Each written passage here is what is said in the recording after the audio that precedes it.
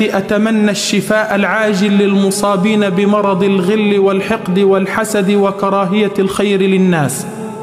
اللهم من كان في نيته سوءا لنا فلا تجمعنا به يا ربنا، لا صدفة ولا حلما ولا واقعا.